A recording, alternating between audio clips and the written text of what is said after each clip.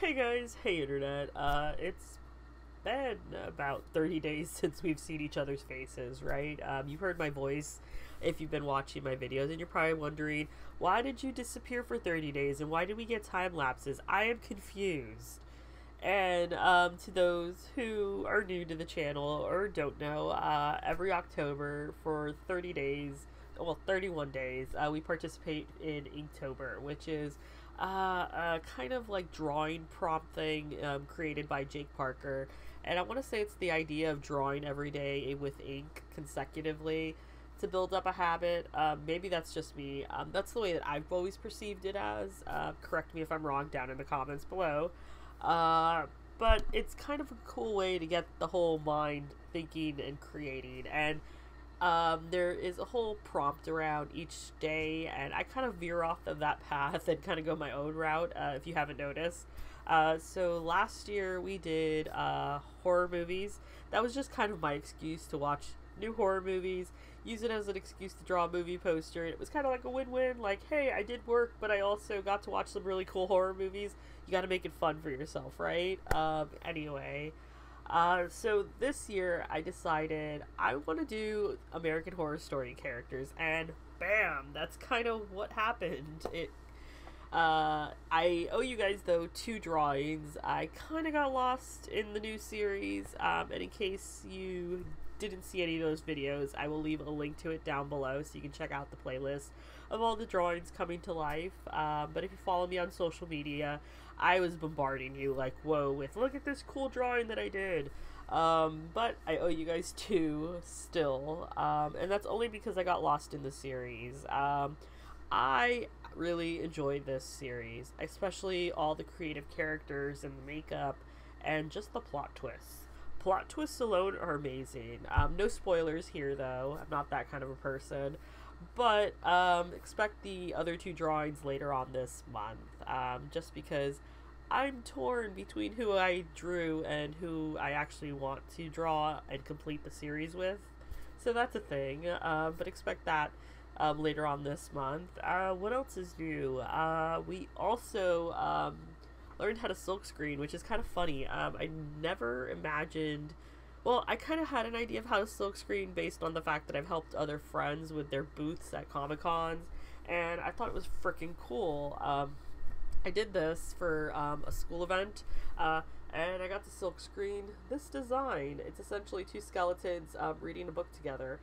I thought it was freaking cool, and it was kind of one of those things that was kind of like just thrown at me. It was like I showed up to the event to volunteer. They're like, oh, you're gonna be silk screening. I'm like, wait, what? I've never done this before. I've seen it done, but I've never done this. Crap. Oh man, it's gonna end badly. I'm gonna screw up people's shirts. And it's kind of funny that once something gets thrown at you and you figure it out, give or take, you're like, oh, this isn't so bad. It's not as bad as it seems. And it kind of reminded me and encouraged me as an artist to always search for new hobbies or new ways to new creative outlets, I guess is what I want to say, is always search for those creative outlets. Always look for something that you've never done before. I don't know, I've realized like over the years of I guess creating for the last, I don't know, I'll say 33 years, because I want to say I've been creating ever since I was born. But I've learned over the years with every little hobby that I've dabbled in, whether I've become an expert in it or not, just the sheer fact that I get to enjoy a different zone of creativity has kind of expanded my horizons in terms of dealing with art and dealing with creativity at all different levels, and then just having an appreciation for how that item is created and knowing what kind of work and level of detail went into that. I think that's the other aspect to it as well. But I realized with all of these Inktober drawings and just creating in general this month that I really, really appreciate those opportunities to basically create things that I wouldn't necessarily or normally. Like, for instance, I got to create a sign for the event as well. And I got to create this little, I took some of the design elements from the actual flyer and included them in the banner. I will try to leave a screenshot if I can. It's kind of wonky because I never fully got to take a picture of it at the event.